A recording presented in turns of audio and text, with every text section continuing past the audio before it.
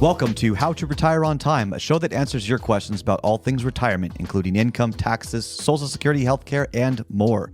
This show is an extension of the book, How to Retire on Time, which you can grab today on Amazon or by going to www.howtoretireontime.com. My name is Mike Decker. I'm the author of the book, How to Retire on Time, but I'm also a licensed financial advisor, insurance agent, and tax professional, which means when it comes to financial topics, well, we can pretty much cover it all. Now, that said, please remember this is just a show. Everything you hear should be considered informational, as in not financial advice. If you want personalized financial advice, request your wealth analysis by going to www.yourwealthanalysis.com. With me in the studio today, Mr. David Franson. David, thanks for being here. Yes, glad to be here. David's going to be reading your questions, and I'm going to do my best to answer them. You can text your questions in at any time this week to the number. Save this, put it in your phone right now, 913-363-1234. Again, that's 913-363-1234. Or you can email them to heymike@howtoretireontime.com. Let's begin. Hey, Mike, how can you really know if you can afford to retire or not? The truth is you can't. No one can know the future. And you could say, well, I could get guaranteed income. Well, that's true. You could buy a bunch of annuities and have that, but you don't know what the future looks like. You don't know what inflation looks like. You don't know if there's a significant life change that's in your future. You don't know if there's some significant medical risks ahead of you. There are enough unknowns that there's no way to get out of a guaranteed riskless retirement. It does not exist. That is the truth. And anything anyone else would say otherwise, they're selling you something, and they're probably selling it pretty hard. Finances, retirement, all of this is taking calculated risks, the risks that you're comfortable taking. So, for example, technically you could walk down the sidewalk and get hit by a car. There is a risk associated with that, and there's a low probability that would actually happen. Every time you get on an airplane, there is a risk associated with getting on the airplane, but we're okay taking the risks.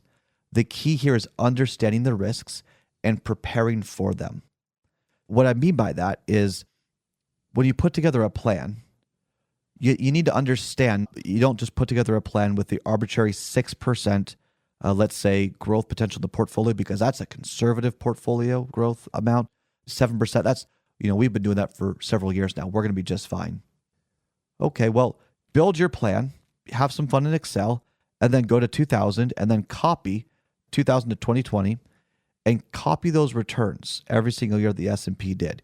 Your 6% average will be drastically different. It is a huge wake-up call when someone sees their 6% projected returns, which is probably the best you can do when you're looking at planning projections, and then you simulate a 2000 financial crisis, a flat market, and you see that you run out of money pretty quickly because a typical plan accentuates the losses. They don't look into the details and so on and so forth. So where I'm going with this is you can't get out of risk, but there are certain risks you are comfortable taking. You just need to know what to see, what questions to ask, and how to solve them. So here's an example, okay? If you invest in the market, there's a risk the market's going to go down. You've got two options. You could not sell, or you could sell. If you sell and use it as income, you accentuate your losses. It's more difficult to recover. If you don't sell, you've got a better chance of recovery. The markets have recovered 100% of the time. We just don't know if the recovery is going to be 6 months, a year, 2 years, 3 years, or whatever it is. That's a very important part of this, is understanding the risks you're taking and being okay with it. The joke I have with a lot of people I meet with about long-term care insurance, I've been licensed to offer it for a long time. I've never, to date, ever sold a long-term care policy. And the reason is, if you need it, you can't afford it. Probably you can't afford it. And if you can afford it, you probably don't need it. From a cash standpoint, around 10 to 15 years, if you don't get sick, it would have been better just to put the money in the market and use your own assets to self-insure for those costs. Because long-term care insurance isn't covering all of your needs. It's just giving you a predetermined payout for a certain period of time to help absorb the costs. So, I mean, yeah, if you know that you're going to get sick in 2 years, then maybe long-term care would be great. but you couldn't know that. And if you did know that, they're not going to insure you. All right. Because insurance is basically saying, hey, it's probably not going to happen, and so we'll insure you. If it's probably going to happen, we're not going to insure you. That's how it works. So here are some tips when it comes to how to put a plan together where you believe you can afford to retire. We would believe that you could afford to retire, and kind of the how to read the tea leaves, that it should be a good situation. First off, don't plan to zero. So there are some people that will generate their income and basically make it so at age 100, they hit $0. Oh, okay. That's what you mean by that. And they're saying, well, I want my last check to bounce. It's a fun expression, but tell me the day you're going to die and every expense you're ever going to have in life, and we can solve for that. Yeah. No one can do that. So you're going to have leftover money, and you've got to have, depending on people's situation, at least $600,000 probably left over if you want to self-insure, if healthcare is a concern for you. And if you don't have that, how do we plan so that your principal, your assets are growing to hedge against the medical costs that would happen maybe in 10 to 15 years? Do you see how that's different? You don't need to have it all solved today. Yeah. But you could solve it by, instead of maxing out your income, that you're taking the income you need while it still grows in anticipation for the expenses in the future. Because the reality is, the first couple of years you retire, you're going to spend a lot of money. Then it tapers off. And then the last couple of years of retirement, you're going to probably spend a lot of money. So you need to anticipate these things. All right. And there are ways to do that, but you want to solve for that. I already talked about long-term care and kind of the nuance of that. Maintaining a reasonable amount of money in the portfolio is going to be important. Having a reservoir set up so when markets go down, you can draw income from principal protected sources so you don't accentuate losses. Let the growth side of your portfolio really grow. So I had a couple of calls this week, and they all asked a very similar question. They said, look, we're funding the reservoir, so I can take more risk in my growth money, right? I said, you get it. Instead of, let's say you've got $1 million and you put $500,000 in the reservoir. Okay, you don't really need bond funds anymore. I mean, really, half your money is in a bond fund alternative. It can't go backwards. It's got growth potential. So the other half, maybe you put a small amount in bond funds, but the rest of it could be in equities for long-term growth that you don't need to touch for 10 years. Yeah. You got to look at the whole portfolio. What happens, and this is a trap, is people will have one advisor that's investing in one way and not tell about the other advisor who's investing in a different way. And maybe they don't tell either of them fully with full transparency that they have, a bunch of CDs at a bank as well. You got to look at the portfolio as a whole, as a household.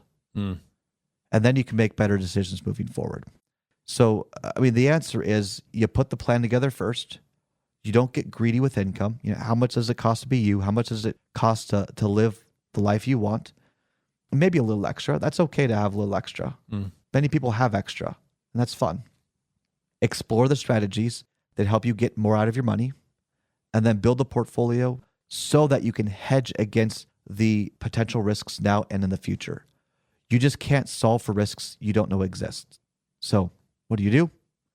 You work with someone that can open your eyes. Ask friends, hey, what are some things that are going on that I need to be aware of? Your friends might not know everything. Even financial professionals, many of them might not know. I tell you what, when I wrote the article for Kiplinger last year about the flat market cycle, I got a lot of attention from financial advisors saying, what? This exists? I know 2000 was a flat market cycle, but I had no idea 1965, flat for over 10 years.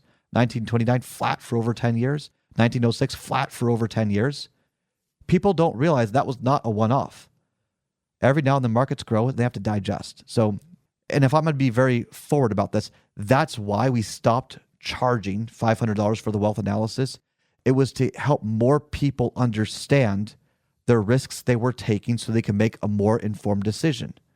You can't say yes or no to something you don't understand or you don't see. Why do we go to the doctor to get a checkup? To see if there's something we need to know. Yeah. Why do we get analysis? It's to understand what we don't know. That's all the time we've got for the show today. If you enjoyed the show, consider subscribing to it wherever you get your podcast. Just search for How to Retire on Time. Discover if your portfolio is built to weather flat market cycles or if you're missing tax minimization opportunities that you may not even know exist. Explore strategies that may be able to help you lower your overall risk while potentially increasing your overall growth and lifestyle flexibility. This is not your ordinary financial analysis. Learn more about Your Wealth Analysis and what it could do for you regardless of your age, asset, or target retirement date. Go to www.yourwealthanalysis.com today to learn more and get started.